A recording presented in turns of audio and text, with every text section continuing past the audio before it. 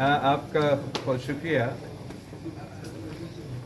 जिन specifics की बात आप कर रही हैं उस पे तो जब तक कोई कंसेंसस नहीं बनता या कोई इत्तेफाक नहीं होता, किसी भी पार्लियामेंट के लिए जो सबसे बड़ा चैलेंज होता है वो इस किस्म की बड़ा तरमीम लाने का चैलेंज होता है। और मेरा ख्याल में माजी में हम अगर कामयाब हुए हैं तो सबसे बड़ा कामयाबी शहीद जुल्फ़िकार अली भुट्टो ने जब हमें ये मुत्तफ़िका इस्लामी जमहूरी वफाकी आइन दिलवाया था, और उसके बाद जब हमने 18वीं तरमीम के ज़रिए उसी 1973 की आइन को बहाल करवाया।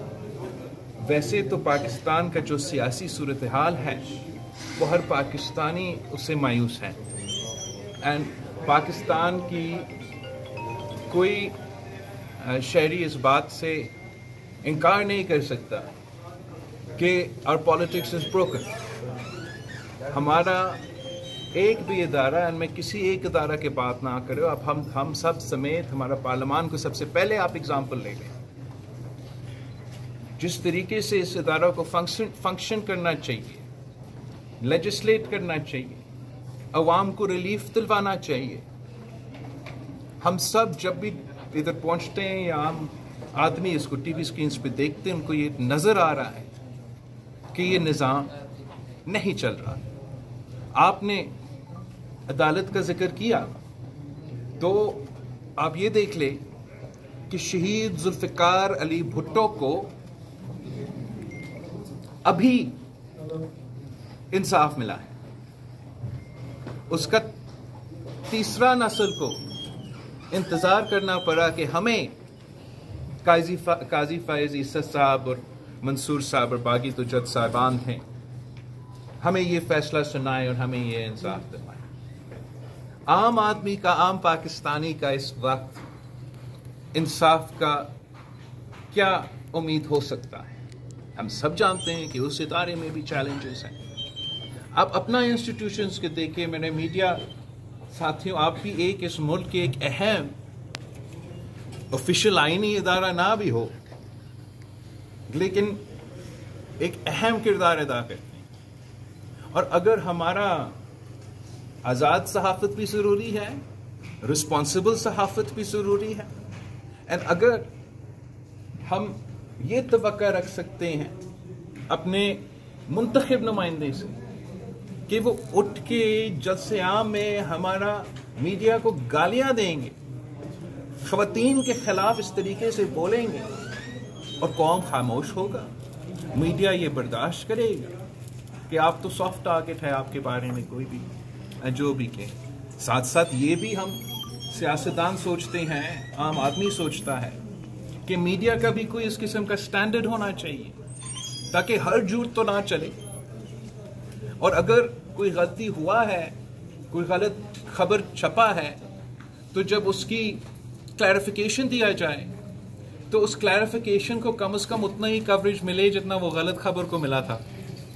तो मैं समझता हूँ कि जबकि आप सिक्योरिटी हालात को देख लें, बलूचिस्तान में जो दहशतगर्दी के वाक़े हुए वो आप सबके सामने हैं, और जो पख्तूनख्वा के हालात हैं वो उससे भी बुरे हैं। बहुत ख़तरनाक कहानियां आ रहे हैं कि शायद चीफ मिनिस्टर अपना गांव में मुश्किलात का सामना कर रहा है। इस इशू इनका मुकाबला जिस तरीके से सूबाई हुकूमत को और बिल्कुल वफाकी हुकूमत को मिलकर करना है, ये पहली दफ़ा मुझे ये नज़र आ रहा है कि ऐसा नेशनल सिक्योरिटी इशू पे, जहां पाकिस्तान का ना सिर्फ नेशनल सिक्योरिटी का सवाल है, पाकिस्तानी अवाम के लिए अमन कायम करना का जो हम सब का फ़र्ज है वो ख़तरा में है। और ये पहली दफ़ा है कि हम उस इशू पे भी सियासत खेला जा रहा है और उस किस्म का कंसेंसस नहीं बना। तो जबकि मायूस होने की बहुत ही वजह हैं, जो कल से परसों से एक आगाज हुआ है उसकी वजह से थोड़ा से एक उम्मीद नजर आ रहा है। جو پارلیمان کا یہ کمیٹی بنا ہے جس میں ہر سیاسی جماعت تو اس پارلیمان میں موجود ہے، حکومت ہو، حکومت کے اتحادی ہو، اپوزیشن ہو، ان سب کا نمائندگی ہے. اور جس ماحول میں یہ کمیٹی قائم کیا گیا ہے وہ یہ نہیں کہ ہم نے دباؤ سے، خوف سے، زور سے، زبردستی کچھ کرنا ہے. یہ کمیٹی قائم کیا گیا ہے کہ کم از کم ہم تو اپنا رویہ آپس میں، جب ہم آفس آتے ہیں، اور یہ نیشنل اسمبلی تو ممبران پارلیمان کے لیے ہمارا دفتر ہے، جب ہم آفس آتے ہیں تو وہاں ہم ایک ورکنگ ریلیشن شپ کے رکھے، پروفیشنلی کام کرے تاکہ عوام کا مسئلہ حل ہو. اگر ہم اس کو آگے لے کے جا سکتے ہیں تو میں سمجھتا ہوں کہ یہ بہت ہی بڑا ایک اچیومنٹ ہوگا. جب چارٹر آف ڈیموکریسی سائن ہوا تو کانسیپٹ یہ تھا کہ ہم نے پاکستان کے عوام کے ایشوز حل کرنے ہیں. واحد طریقے ہیں کہ ہمارے ادارے کام کرنا شروع کر دیں. آج بھی اگر ہم اسی ڈاکیومنٹ کو آگے لے کے چلیں، چارٹر آف ڈیموکریسی کا، آپ نے پاکستان پیپلز پارٹی نے اپنے پچھلے دور میں ہم نے 90% اس پہ عمل درآمد کر دی. چند پوائنٹس تھے جس پہ ہم نے عمل درآمد نہ کر سکیں.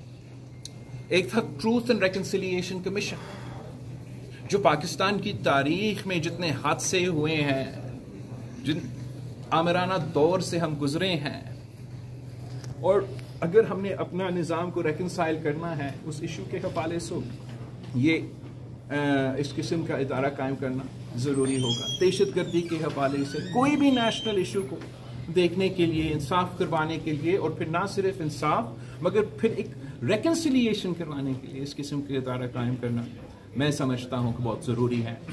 جہاں تک ہمارا نیب ریفارمز کا جو موقف تھا چارٹر آف ڈیموکریسی کا، جو میرا منشور میں ہے، جو نون لیگ کا منشور میں تھا، آج کل پی ٹی آئی والوں کا بھی منشور میں ہوگا، اس پہ میں سوال کرتا ہوں یہ کیسے ہے کہ جب ہم اپوزیشن میں ہیں نیب کے لیے ہمارا ایک موقف ہوتا ہے، جب ہم حکومت میں آتے ہیں نیب کے لیے ایک دوسرا موقف ہوتا ہے.